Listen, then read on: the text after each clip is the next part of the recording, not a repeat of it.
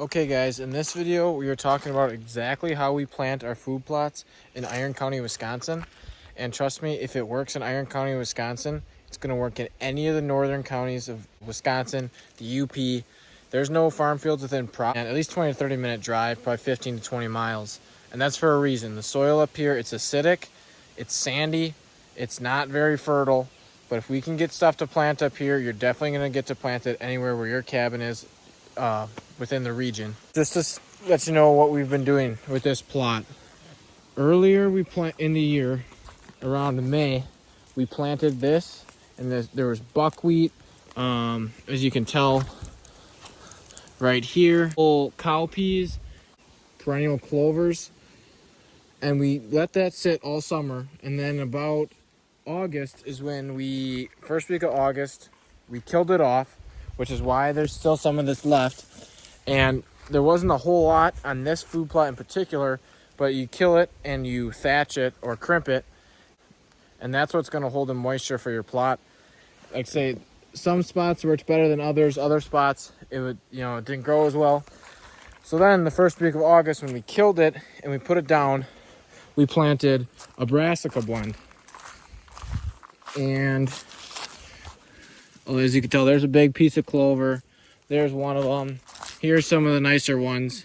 We've got turnips and sugar beets is mainly what's in here. There's a pea actually, but along with a few other things. And so we did that in the first week of August, and we gave that a head start before we put on the number one seed that we always use up here that was going to grow no matter what conditions. But we put that stuff on to give it a head start. And so when we planted that in the first week of August, that's going to get a head start, because the seed that I just planted now, which is Labor Day, it grows so well that it almost makes it really hard for anything else to grow around it. And we wanted some brassicas in our plots just because later in the season deer are going to want to target those. And if we wanted to put those in the plot with that other seed, we have to give them a head start, or those brassicas just won't grow. So it's Labor Day now, and I'm planting winter rye or fall rye, and that is our number one seed up here. So if you don't think anything can grow by you don't think any of your food plots are going to work, I'm telling you, try winter rye, try fall rye. As you can tell, we cleared a little bit of this area, but we've got food plots where we didn't clear any trees, and it's just a little sunlight getting through, and the rye will grow. We had a spring blend where they were eating on all summer, killed it first week of August, planted our brassicas. In the future, I'd probably want to plant my brassicas mid-July. Up here, the soil just is not great. We've got other plots where they grow better, but the soil just isn't great. So if you can give your brassicas another couple of weeks, that's only going to help them. But anyway, we get about 3 or 4 weeks after we planted our brassicas before we put down any rye. And even at this point, with the size of some of these brassicas, the rye is going to take a lot of nutrition out of the soil, a lot of water, and they aren't going to grow as well as they would have, but the total bulk of food is going to be a lot more. Like I was saying earlier, it's probably going to be about 30 miles before any of the farm fields are around, 30-minute drive at least. And so these deer are going to eat, come fall and winter, nearly anything. So whatever you can plant that's going to give you the most bulk is what's going to be your best bet.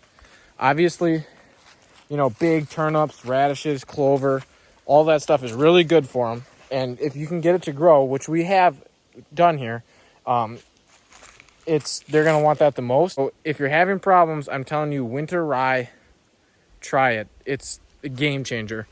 So, like I say, all the green you can see now is brassicas from about 3 weeks ago coming up. And some of them are coming up really nice. Some of them, like you say, these food plots, they get hit so hard because there's nothing else to eat, they'll get nipped when they're this big, and they're never going to recover from that. So, like I said, winter rye is the game changer. And it's a good thing to try to mix up some other, seeds with it, just because the deer, that is going to be more attractive for the deer if you can get brassicas. Like you can see, we got another section of this food plot over there. But it's going to be more attractive if you can get brassicas and clovers, chicories with your rye, no doubt. But if you're having troubles getting that to grow really well, like say, it's just hilly, rocky, sandy, acidic. it's Iron County. If you've been up here, you know what we're talking about. It's tough to get stuff to grow. So rye is going to be your #1 seed for bulkage. However, brassicas, like I say, that is attractive to deer. So if you can get them to grow, your plots will be improved. The brassica blend that we use up here is Beats and Treats by Advanced Whitetail Hunting. A lot of it is pretty sporadic, but that's not because of the seeding. That's because a lot of it got nipped off when it was smaller. So it is a great seed for up here. If we'd have planted a little earlier in another plot, it's looking phenomenal, which we'll show in this video from Advanced Whitetail Hunting. They got a Facebook page. You can order there. They got a bunch of other great seeds there. But Beats and Treats from Advanced Whitetail Hunting is our brassica blend, and it does grow up here. Like I say, a lot of it in this plot in particular got nipped before it got to, you know, full maturity. But a lot of this stuff, like you can tell, this is 3 weeks old, is still going to grow, and there's still going to be a lot of brassicas in this plot. You know, it might not look like it now, but when they grow to full maturity in probably the next 2 weeks with this rain, it's going to look great. So we gave the brassicas a head start, and then we planted the rye afterwards, and that's how we're going to get two things. There's two things you want to accomplish. You want to get bulk, especially in the Northwoods. You want to get as much, you know, material that they want to eat, no matter what plant, as you possibly can. So we're achieving bulk with the rye, and because we gave our brassicas a head start, so we're going to get bulk, and we're going to get an attractive food plot. So this food plot should, like I say, we've already been getting deer on it, on the brassicas, you know, unfortunately. If you can fence it off, fence it off. But we're achieving both things with our rye and brassica blend. We have another clover plot that I'll show in this video and explain that a little more. But that's going to be the #1 thing I can say to you right now, is if you are having problems planting food plots, or you haven't planted a food plot up by your cabin, and you just don't know what to do, the easiest, most slam dunk food plot that you know will turn out is going to be winter rye. Now, in an area where you can plant just about anything and there's farm fields around, winter rye probably is not going to be the most attractive. You can layer it on with other things, but a straight winter rye plot will probably not produce that well in, say, Sheboygan County or anywhere in the south part of the state, or where there's farm fields, because it's just not the most desirable thing. But like I said, up here, you see a lot of deer eating the ditches because the grass is just the best food up here. There is no food. So if you can get the most of whatever you can find, that's going to be your best bet. Okay, now I'm on a clover food plot that we got up here. You can see there's some clover. You can see a lot of places that are nipped. Is this a spectacular food plot? No, it's not. But it's a clover food plot that, you know, it regenerates. It's great in the summer, and it stays green throughout fall and winter. And the key, if you're going to do a clover food plot, which, one, if you could clear more area and get a lot of sun in here, it would obviously help tremendously. I mean, there is a gap in the trees, but it's not huge by any means. But the thing is, if you are going to have like a full-time clover plot in, you know, Iron County, northern Wisconsin, the only thing we've really had our success with is perennials. Yeah, we had some annuals in, you know, our summer mixture. They grow up a little bit. We end up killing them off. They're not really anything to write home about. And even with this perennial, I didn't plant this at all this year, but the clover is better than it has been any other year, because every year those root systems grow, and, you know, every year they kind of start right where they left off the year before. So if you want to do a clover plot up here in any soil that, you know, you're having trouble really growing good forage in, try perennials. So we got, you know, all sorts of different clovers that we tried. Some grow, some don't, but the perennials is the thing, because it's not going to be great the first year you plant it. It's not even going to be great the second year. And I mean, this is the third year, and it's still not great, but it's certainly good enough to attract deer. It's not huge, but like I say, the clover, you know, it grows, it gets nipped, and it grows again. So deer are kind of keeping it mowed, but it just keeps growing. And even right now, there's plenty of food right here for the deer.